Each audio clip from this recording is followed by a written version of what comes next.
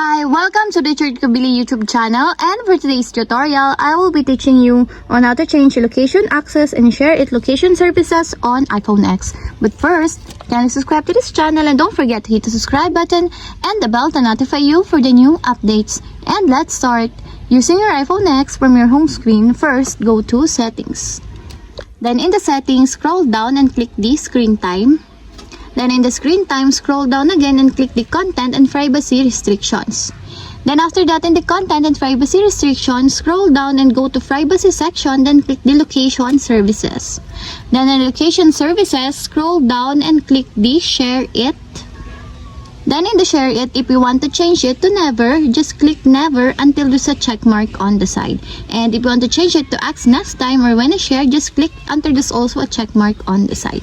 And if you want to change it while using the app, just click it until there's also a check mark on the side. App explanation: share it needs the permission to provide weather forecast. And that's it. We have successfully changed location access and share it location services on iPhone X.